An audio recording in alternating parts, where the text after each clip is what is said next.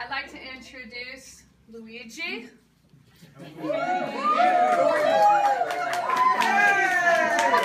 says Marlis, Meyer, and of course, Marlis Tremutis. Thanks for coming. Thank you for coming. Very good. Okay, welcome and thank you for coming again. I would like to say a little bit about my work.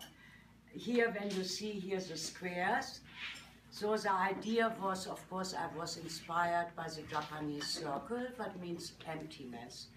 And I thought, okay, it's a nice thing to take just the squares, canvas, and make circles on it. So, and I like the glass, the colored glass, it gives a nice, just a sparkling, and the idea is really emptiness for me. Emptiness is what comes, what is there, and where everything comes out. The whole material what is symbolized in the square here on the canvas, and then the emptiness again.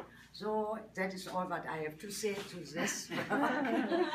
And here the acrylic work is, the intention was here to use not any tools anymore.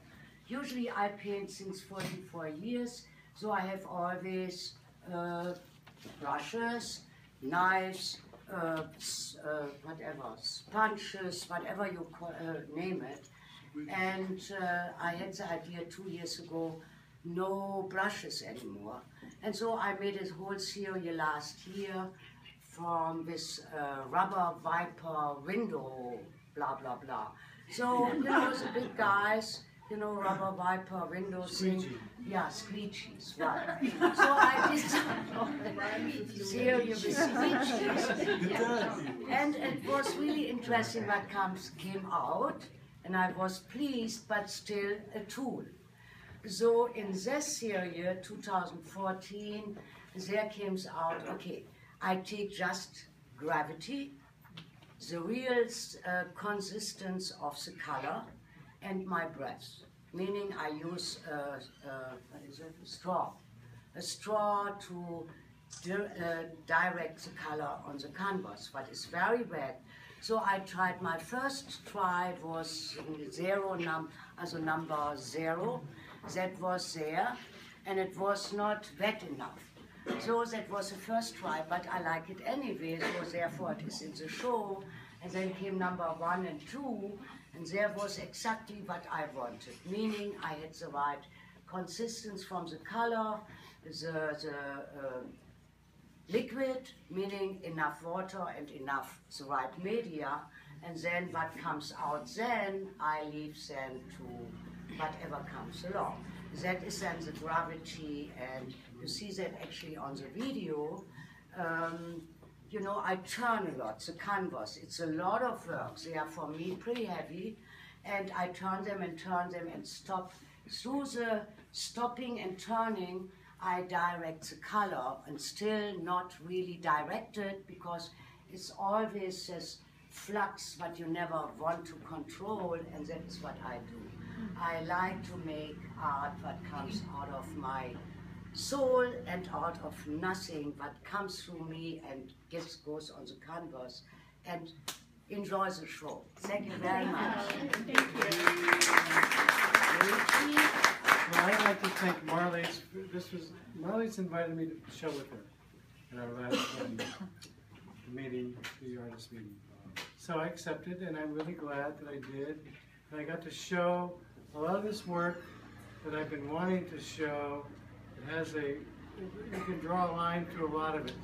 And it goes from some older pieces to some very new pieces, like this is a very new piece. This is this year. That's 2004 or 2. But I have a lot of different influences. I used to stack, when I went to CCAC, I collected palettes and stacked. And this was stacked, made large sculptures from pallets that I would cut up. This was actually firewood at the wood shop in Berkeley, and I threw it in the box. And I love this piece because it's the absence of these tables that were made for a bar in the marina that was owned by the Plump Jack Foundation, or Family Foundation. They have, everybody's a foundation. And these are from the absence of these, and that's why it's called absence. And it was these tables, and each table made a letter in the word sex. So this is the absence, or the want, or the lack of. And then it goes to things like this, which is very recent, the sky people. The sky people are what I learned about from a shaman that lived in an old neighborhood of mine outside of Mount Shasta. But at first I thought they were visitors, and he said, no, they're sky people. And he told me this whole story about them. It's a long story, but they live here with us. They're kind of our guardians.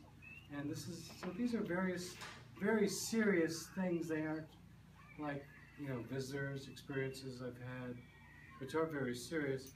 But like these sky people, I found that Native Americans know a lot about them. I'm learning more about them. And so, this piece in particular, which I really love,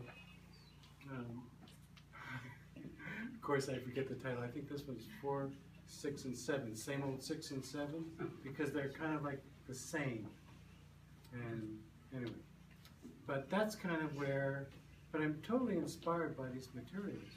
And I have the poetry to kind of tell the story of why I want to put them together in a particular way, and present them and share them with people. So that's what a lot of this book is. So thank you all for coming. Would you talk about your concrete pieces a little bit? Concrete pieces? Yeah. Like In the windows? in the windows. They are the precursor to the sky people. That's when I thought that they were visitors like extraterrestrials.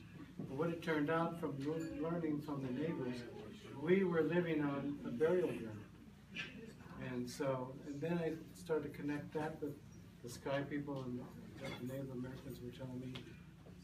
And that's that's where they all came from. Yeah. Thank you. And to say it to the end, this is the object, $10,000. He wears it on his body. Yeah. You can paint